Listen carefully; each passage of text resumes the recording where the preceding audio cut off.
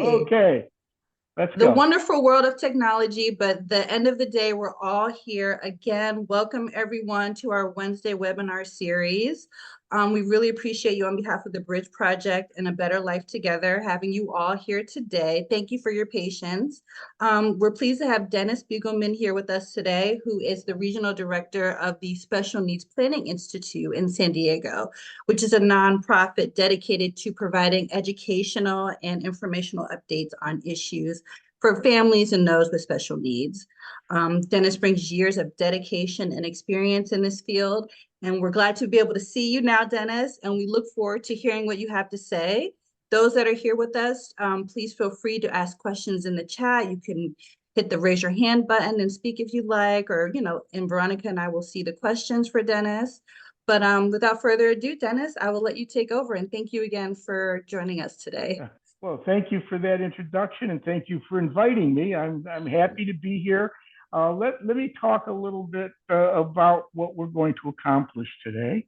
First of all, what is special needs planning? Well, special needs planning is making sure that you have created documentation and instructions for what you want for your child with special needs when mom and dad are no longer in the picture. I'm not seeing pictures of anyone else on here, so I was going to ask for a show of hands for those whose loved ones are over 18. Is there any way to indicate how many of your children are over 18 or under 18? It doesn't look like it, so I can't. So Dennis, we had a few individuals, they did raise their hand in the chat section. So you won't be able to see, but we can kind of see the questions and those that raised their hand. So a few people did, okay. Yes. Well, I'll answer. That'll be germane later. I also asked how many families have done any planning, a will or a family trust. Is there any way to our hands going up for this? Let's see it. Yep. Yes, please raise your hands if you've done a will, family trust. So okay, we have one person online so far. Okay. Have they done a special needs trust? Okay, I'm not going to ask what kind because you'll find out during the presentation there's many different kinds for different purposes. So let me start what a special needs. So when do you start planning? Well, actually, you start planning now, regardless of whether your loved one is 4 or 40, because we don't know what's going to happen tomorrow. And I don't want to sound too melodramatic, but what happens if you, at the end of this webinar, you go to the grocery store and you don't come home, you don't make it home? Who's going to know what your wishes are for your loved one? Who's going to know where these documents are kept? So that's all part of the special needs process. So there are 4 distinct elements in special needs plan for a comprehensive special needs plan. First, there's your legal documents. Then there's your government benefits. Your third is your financial and budgeting considerations. And the fourth is lifestyle. Okay, so I'm going to start with the legal documents. But first, I want to tell you, I am not an attorney. So any information you get from me today is strictly for educational and information purposes only, not to be considered legal advice. Okay? So what is the first document in your legal planning? Well, that would be your last will and trust. Because if you pass without planning, without a will, that means you have passed intestate. And the state of California is going to make decisions, important decisions on your behalf. And most importantly, where your personal assets are going to go and who is going to be named guardian for your minor child or conservator for your incapacitated adult child. So you don't want to leave the state giving that information. So listen, the good news is the state does have a plan for you. The bad news is the state has a plan for you. Okay. So the first document in special needs planning is your last will and testament. Here's where you leave instructions as to who's going to be your executor. That is your personal representative to make sure that your wishes are followed in your will, and who you name as guardian for your minor child, or conservator again for your adult incapacitated child. So the will is the first document, but the biggest problem with the will is that it is subject to probate. Now, if any of you have had any experience with the probate court in the state of California, it can take anywhere from 18 to 24 months to settle the estate. And the cost can be up to 10% or more of your assets. So you don't want to leave that experience with the state. So what's the next document in your legal planning? And that would be your revocable family trust. So what you do to avoid probate, you create your family trust, and all of your assets that are important to you, you want to name in the family trust. Now, these assets are still your responsibility. You're still responsible. You have complete ownership. You don't, for taxation or for debts or whatever, you own these. But in your family trust, you leave instructions as to those elements that have come over from your will, how they're going to be sent forward to your heirs. So you can leave for your neurotypical child. It works. You have no problem. You can leave instructions in your family trust as to when and how you want to give these assets. But it doesn't work for your child with special needs, because that is looked at as a countable resource and can affect, if you leave it directly to your child, it can cause disruption or loss of government benefits. So you want to protect the government benefits. So in your trust, rather than leave assets directly to your child with special needs, you would instruct the trust to leave assets to the special needs trust created for your child.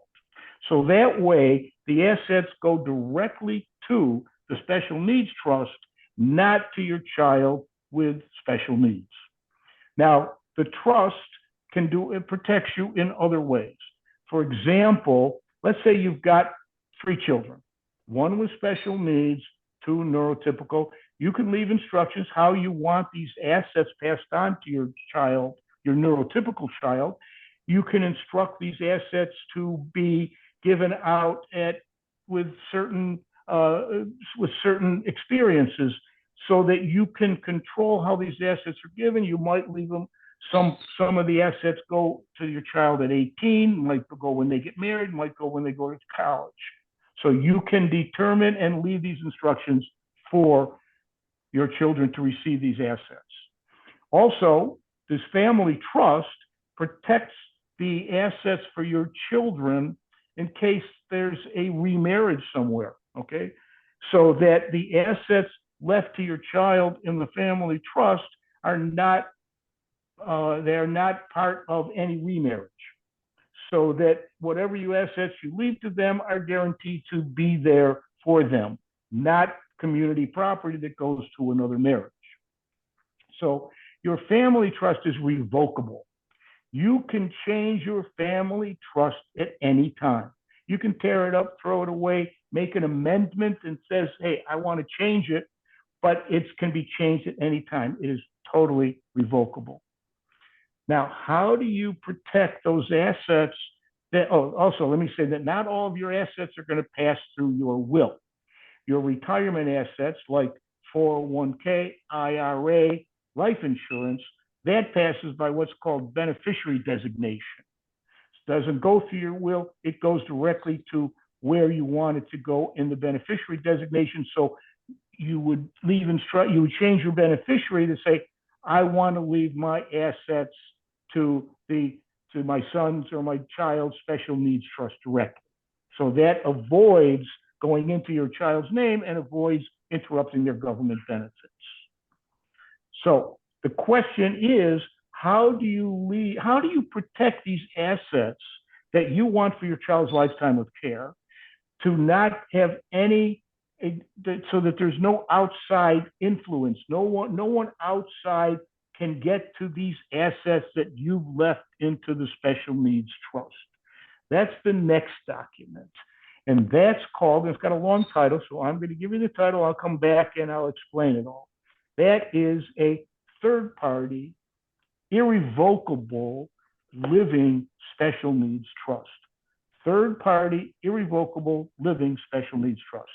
Third party means anybody in this world can leave money to this special needs trust for the protection and your child's lifetime of care. There's only one person that cannot leave money, cannot put money in this trust, and that's the person with special needs. That's first person money, cannot go into a third party trust. So the person with special needs cannot put any of their own assets into the special needs trust. Grandparents, mom, dad, cousins, anyone that wants to give money or leave money to your child would leave it to the special needs trust. And they would put this wording into their documents, excuse me, that indicates they do not want to leave money directly to their grandchild or niece or nephew, but to their special needs trust. Now, there's other kinds of special needs trusts. The next kind of special needs trust is called a testamentary trust. And this is when a trust is drafted inside of a will or a family trust.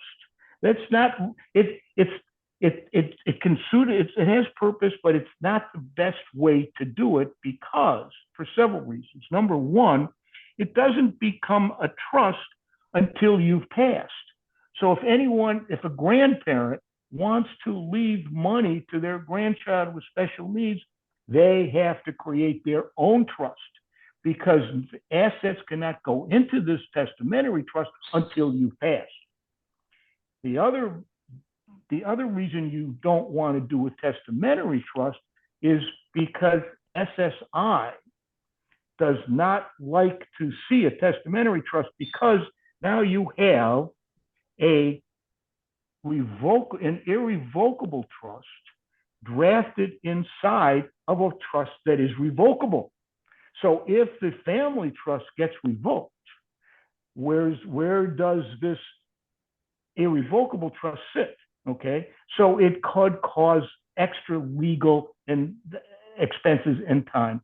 So you want to have a standalone, third-party, irrevocable living trust to take those assets that you're going to leave for your child and not have any outside influences to take money out of that trust.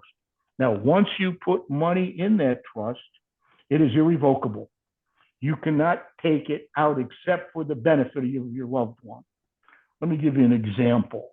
Let's say last year you did your taxes and you got a rebate of $5,000 and you say, okay, that's found money. I am going to put that in my child's special needs trust. Now, this year you've done your taxes and guess what? You owe $5,000. You can't take it back. It's irrevocable. There are two changes that can be made in an irrevocable trust. First, you can always change your successor trustee. Now, in your trust and the special needs trust, you name yourselves as the trustee of the trust. And you have the option at any time of changing that because let's say you've decided that a successor trustee that you want to name can no longer take on that responsibility. You can always change who the successor trustee is going to be.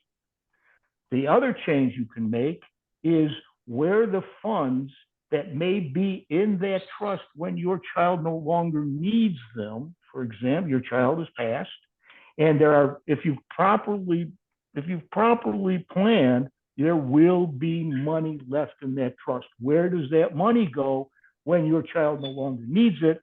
That's called the remainderment clause. You can always change the remainderment clause in your special needs trust so that you can change who's going to receive those assets. So that's the first trust.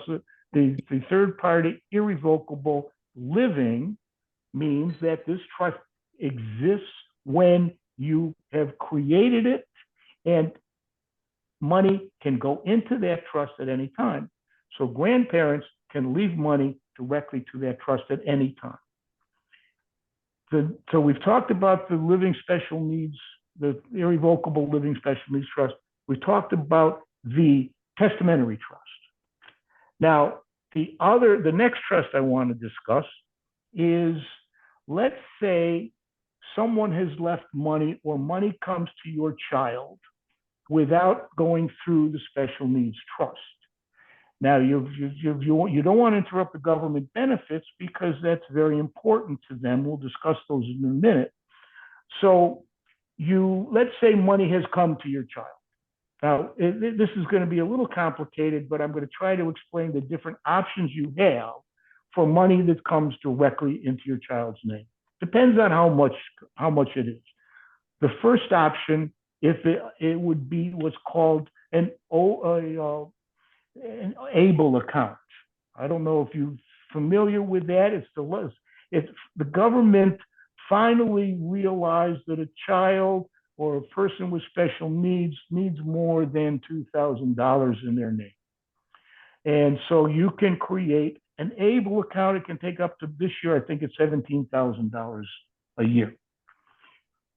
You can put in, it's similar to a 529 college planning, where you can put in after-tax dollars. The money in there grows non-taxable. So when you use it, you don't have to pay taxes on the growth. It's actually the technical term is a 529A. It's the same as a 529 account, but it's much broader in what the money can be used for. 529 is strictly for educational purposes. ABLE account can be used for a plethora of expenses for your child. Many states have 529 plans. Some of them will take plans from out of state. There is a California ABLE plan, and every state has a different plan. So you would look around to see which plan works best for your circumstances. You can have up to $100,000 in the plan. At $100,000, your SSI benefits will suspend. They don't go away, because when you spend it down, then you can regain your government benefits. When it reaches $300,000, the government says you're wealthy, you don't need government benefits anymore. It's highly unlikely that a 529 is going to reach $300,000. So that's your first option if a small amount of money is left. Now, if you ask SSI, what do I do with the money that comes to my child's name? They're going to tell you, spend it down, spend it down, get it out of their name. Well, that's not a good plan for your child's needs. So you don't need to spend it down. However, if it's a small amount, depending on the amount, because you have the option to recoup money, you can go back 18 months and recoup money that you have spent on your child's needs. Let me explain. Let's say, I'm going to step back a second. Let's say you've applied for SSI and you've been rejected. Very common, okay? Probably 70% of the SSI applications are rejected. You find an advocate, you go back, you fight it, and yes, you're given your SSI benefits, and it's been 6-7 months. So now you've got a chunk of money that's coming to your child. Well, that's first person money. You can't put it in the special needs trust. You have the ability to go back 18 months and recoup costs that you've expended on your child's behalf. And you are allowed to project for the next 18 months. So that's one way. If it's a small amount enough money, under 15,000, you can recoup that money, take it out of the person's name. If it goes from first person money to third party money, It's yours. You can put it in the trust, or you can recoup the cost yourself. Okay, that's a small amount of money. But if it's up over 15,000, maybe you can open up an ABLE account, put in 15,000, and the rest you could expense back. That it all depends. But if it's a large amount, let's say a grandparent leaves their grandchild an IRA, okay, $35,000. Let's just use that number out of thin air. $35,000. Well, it would take you a couple of years to put it into the ABLE account. You don't want to impact your government benefits, so that's the next trust. That's got many names. It's called an over 93 trust. It's called the disability trust. It's called a first party settled trust. What it is you tell SSI, you tell the government, hey, my son with special needs received this money. I'm going to open this kind of a trust to take that money. It's not going to impact your government benefits. However, when you've spent it, if you haven't spent all of it, any money left is subject to payback to government for government benefits. So that is a reactive trust instead of a proactive trust, which is your third party trust. Okay. So you've got different options depending on how much money comes into the child's name, and you look at your options at that time. The next trust that I want to discuss is called a pooled trust. This is a trust that's set up. There is one here in California. This is a trust that is set up by a nonprofit organization. And you join their master trust, and any assets that you have would be managed. That's where the pooling comes in. They pool everybody's assets so you get a better return on the assets for your child's benefit. This is mostly for families that have very limited assets. The downside is that it's a payback trust. And any assets left in that trust, 50% goes to the organizations that are part of this trust.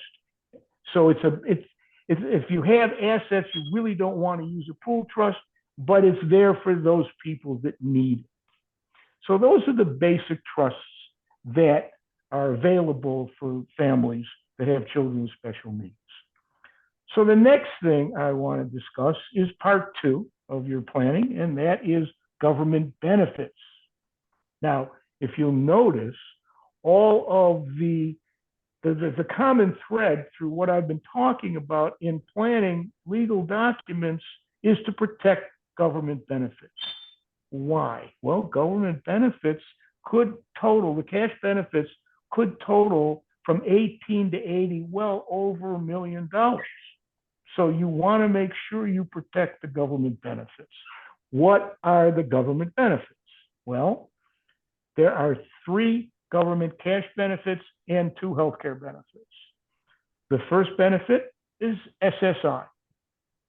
The next benefit would be survival retirement benefits and disability benefits. So let me start with SSI. When your child turns 18, they are now an adult, and you no longer have any influence over them. So at age 18, they become eligible for SSI benefits. The SSI benefits in California for 2024 is $1,311.81. That's the maximum benefit for SSI. Now, if you are receiving SSI and receiving less than that, there's several reasons as to why that's happening. One is the fact that they have other government benefits, or that they have adoption subsidies, or you're not charging your child rent. Charge my child rent? What kind of a parent is going to charge their child rent? Well, your child is now an adult. So if you don't charge rent, SSI is automatically going to reduce your benefits by 1/3. But there's a workaround for that. That's called a confirmation letter for rent. So you tell SSI, I am charging my child with special needs rent. It's the same rent I would charge anyone living in my home, family or not. So if, let's say, you tell SSI you're charging your child $500 a month rent, now you would get the full benefit, not reduced by a third. Now, this is I'm not an accountant, so I'm going to tell you that check with your CPA, because rental income is a taxable event, but you will most likely have a lot of write-offs for your child that would reduce the taxable event for charging rent. But now you're getting the full $1,300 a month SSI benefits. So SSIs, when you turn 18, you can't have more than $2,000 in assets. That's why you don't want to have any assets go directly to your child. The disability has to be projected to last over a year. So SSI benefits are the first government benefit that's going to be available to your child. The next benefit is survivor retirement benefits. So when one of three things, okay, you're asking me a question, Kai? I got something. Yes. Yeah, okay, I didn't know if you wanted. Go ahead. Oh, so my question. Go ahead. My question is, I'm actually working with a parent who I'm going to send this video to as soon as we get it edited. But what is it the same? Is it different if like the parent and the adult child are like co-renting an apartment? Like say they're sharing an apartment. Like if you and I were roommates, so it's more so like that. Is that a different situation? Not really, no, because you want to identify that you're charging rent to that person. Okay, if you ask SSI what to do with money, they're going to say spend it down. You don't want to spend it down, but you want to make sure. I would say a confirmation letter of rent would be absolutely usable in that situation. So if they were on the lease, like the child and the adult child and the parent were both on the lease of the apartment, is that still considered the parent has to pay taxes on that? I'm not an accountant. I don't want to say yes or no. Okay. Okay. But you just want to make sure that they're getting full SSI benefits. But let me go on to the next benefit, because that might impact it as well. That's a survivor retirement benefit. When one of three experiences impact the family, that is, one of the parents passes away, one of the parents retires, or becomes disabled. So you then go from SSI benefits to survivor retirement benefits. Okay. That means that you're no longer on SSI. Now your benefit for your child is based on your Social Security income. And you can find out what your Social Security income is going to be by going to ssa.gov. Okay. And your child is then eligible for half of your Social Security benefits, 50%, not from your benefit, in addition to the benefits. Okay. So if you're receiving $2,000 a month Social Security when you retire, your child is going to get $1,000 a month for their lifetime. When that person passes, now your child's going to get an additional 25% of your Social Security benefit, which means that for their lifetime, they will get 75% of your Social Security benefit. And that's very important when it comes down to the budgeting and financial portion of your plan. Now, let's say mom retires first, and the child then goes to the survivor retirement benefits based on her retirement, and then the father retires, and that Social Security benefit is higher. The child will go to the higher benefit. Okay. And after the child has been on Social Security for 18 or 24 months, I'm not sure exactly, they are then eligible for Medicare. which is a lot better than Medi-Cal. Okay. So those are the main government benefits. Now, if the person with special needs is employed and becomes disabled and meets the criteria of disability income, they too can get disability income. Okay. So that's your main, those are your main government benefits, cash benefits. Okay. The healthcare benefits, of course, Medi-Cal and Medicare. So those are the health benefits for their lifetime. So you want to make sure, again, that you maintain all these government benefits that are available to you. Okay.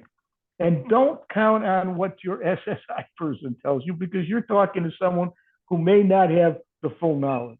So your SSI information is only as good as the person you're receiving it from. So there's always there's an advocate. If you're not happy with the results of your application, you can fight it. Okay. So those are the major government benefits. Now let's talk about the budgeting portion of your plan. You've created this wonderful special needs trust, which is going to impact your planning financially. Let's say you look at what is it that you want your child's lifestyle to be like when mom and dad are no longer there. Okay. You're providing them with a lot of things. You're providing them, again, with housing. You're providing them with internet. You're providing them with computers. You're providing them with vacations. You want your child to have these things available to them when mom and dad are no longer there. So that's where the budgeting portion comes in. Let's say, now, if you ask SSI how much you should budget for the expenses, they'll tell you how many people are living in the home, what's your monthly expense, and that's how much your benefits should be. Let's go back again. Your child, let's say you've looked at what you expect the child's needs and wants are going to be on a monthly basis when mom and dad are no longer there. And let's say you've determined that you really need $3,000 a month for how they're going to live. Are they going to live independently? Are they going to live in a group home? If they have an apartment, how much are the expenses of the apartment going to be? How much the needs for head to toe, haircuts, dental, clothing, all of these things you want your child to have. How much do you anticipate that's going to cost on a monthly basis? The real issue, the real problem now, more now than before, is inflation. What is the impact inflation is going to be in the future? That's a wild card we don't have the answer to.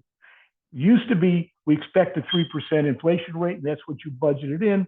That really doesn't work anymore.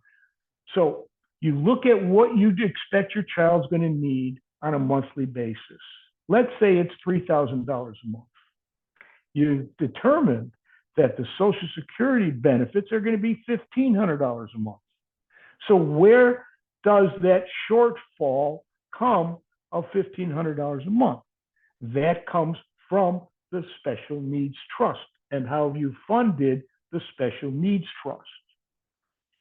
So one of the ways that many of the families, because if you need, let's say you determined that you need to make up the shortfall of $1,500 a month, you want to have investments that give off that much money a month, because you don't want any cash money you have, any assets you have going into that trust, you don't want that to be, if you start using it every month, it may not last their lifetime.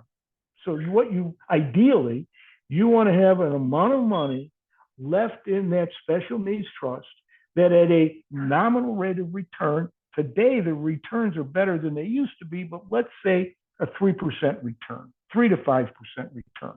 So how much money do you need in that special needs trust to have the income from that investment in the special needs trust to make up the shortfall of the difference between the government benefits and what your child's going to need monthly?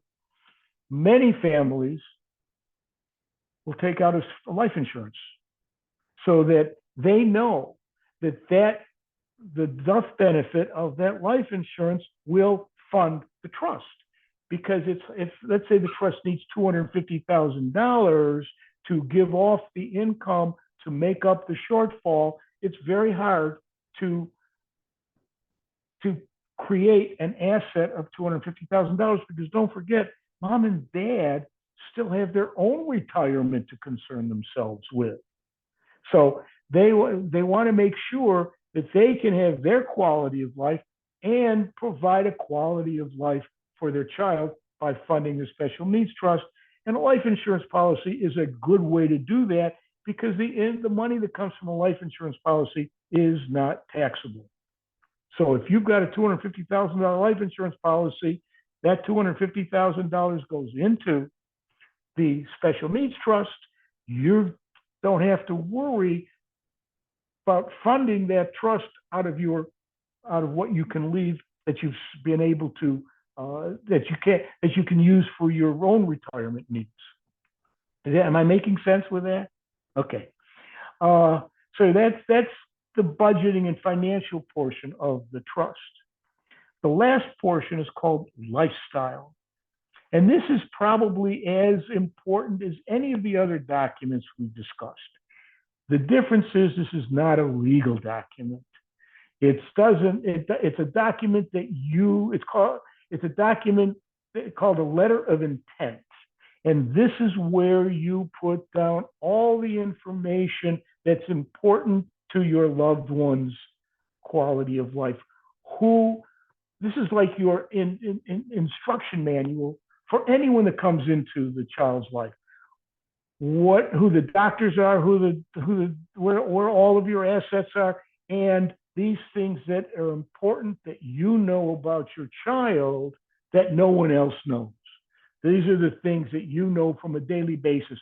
What you want to avoid, what your child loves to do, and this is something that my recommendation is you put it in the computer, you revisit it every year on their birthday, and make any appropriate changes so that when someone comes into their life, this is their manual. This tells you what is important that you want them to know about your child. It's not a legal document. You change it. You just make sure that it's made available to anyone that's going to come into their life. I'll tell you a little story that will augment that. Several years ago, we had an office in Scottsdale, Arizona, and a family came in. A woman and her husband came in with her brother, who was 40 years old. The parents did not plan. And so she's got a 40-year-old brother who was brain damaged at birth, has the mental capacity of 18 months. He's nonverbal. He's in a wheelchair. Okay. And in the meeting, all of a sudden, he starts going back and forth and saying, "Bubba, Bubba, Bubba." So my associate asked the sister, "What is he asking for?" She said, "What do you think he's asking for?" "Well, it sounds like he's asking for bubbles. Do you blow bubbles? Is a bubble bath? What is it that he's asking for?" She said, "No. What he's asking for is a soda, specifically a Pepsi, because he likes the feeling of the bubbles when he's drinking it." Now, if he came into your life and you didn't know what Bubba meant, the one way that he's able to communicate is going to go away and he won't get his needs met. That's the value of the letter of intent. Okay? Now, basically, that's the end of my seminar.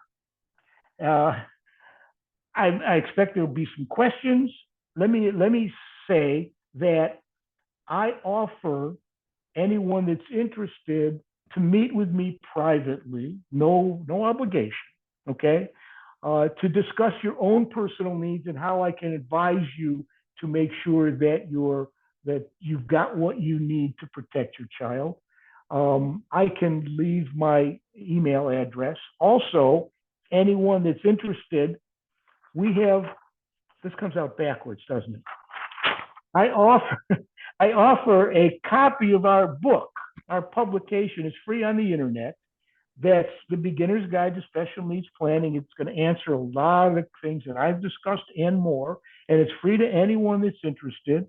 So if they want to reach out to me, to meet with me personally and privately to discuss their own personal needs, or wants a copy of, wants the instructions to download this book, they can reach out to me privately. I'm going to give you my email address.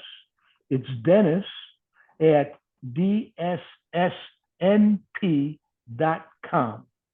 Dennis at dssnp.com.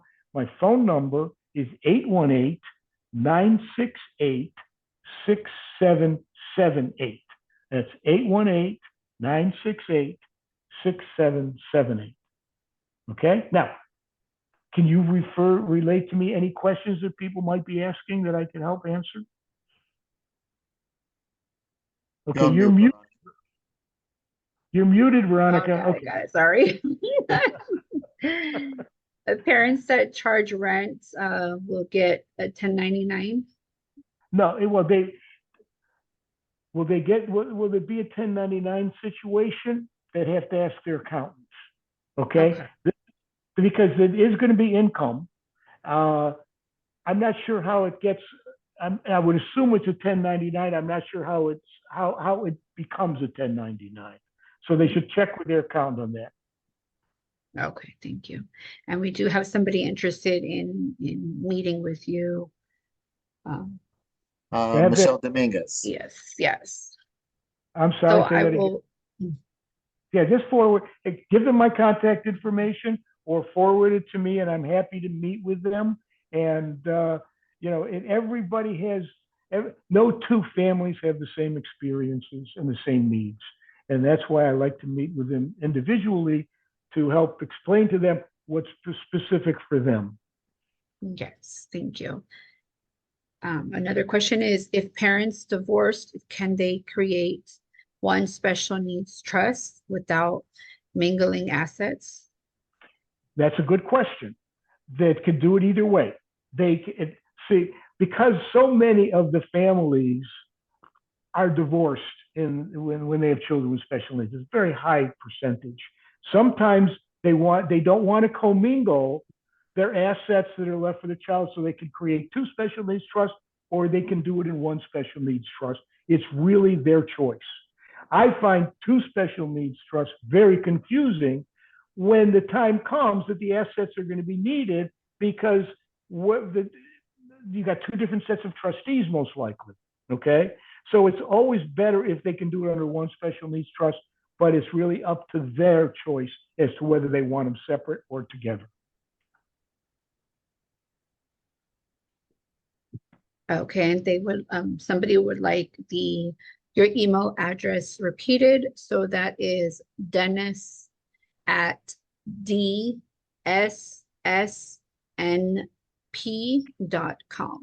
That's correct. And I also put the email address and the phone number in the chat. In the chat. Okay, so perfect. You can see it in there. Okay, as well. Good.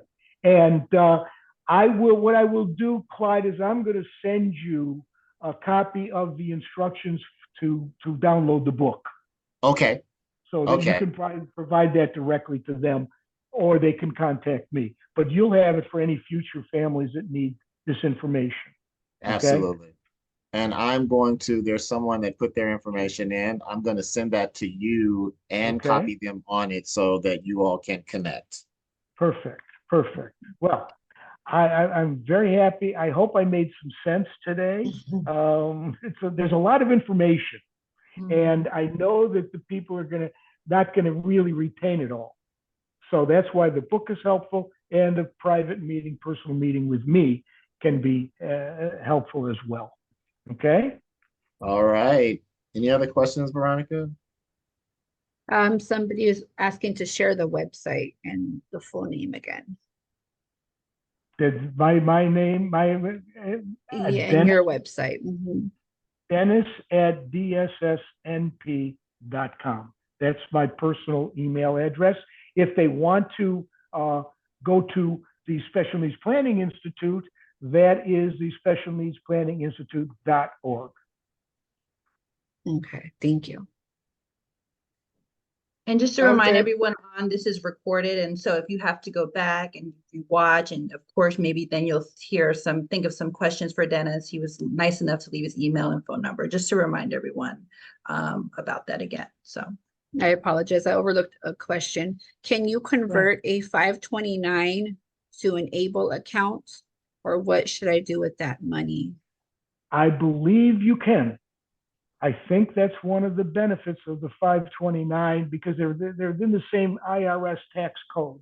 So my understanding is, yes, you can do that without any difficulty, because oftentimes families started a college planning and realized that their child with special needs are never going to attend college, and they wanted to use those. Yes, it is convertible from my understanding.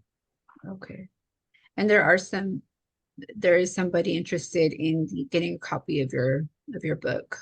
Okay. The instructions are a little bit difficult to relate.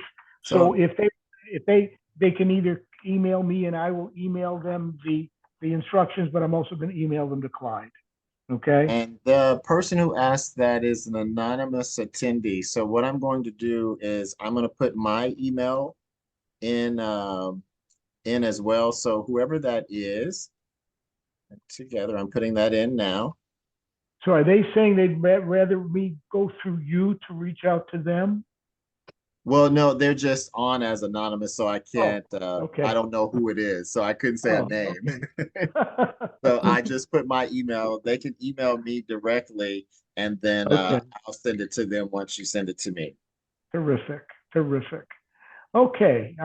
Any more questions? I guess no. That's it. Okay. Dennis, thank you so much. This was very informative. We can definitely see your enthusiasm and passion for this topic and helping these families and individuals. So I'm sure you'll be receiving a lot of emails. And if we receive any on behalf for you, we'll send those and be in communication with you. So we just want to thank you again. Thank you all for attending today. Again, this webinar will be recorded and uploaded on abetterlifetogether.org under Bridge webinars if you want to rewatch this, or email Dennis directly. Thank you very much for inviting me. Thank you so much, Dennis. We appreciate having you. Have a good day, everyone. You too. Bye-bye. Thank you. Bye-bye.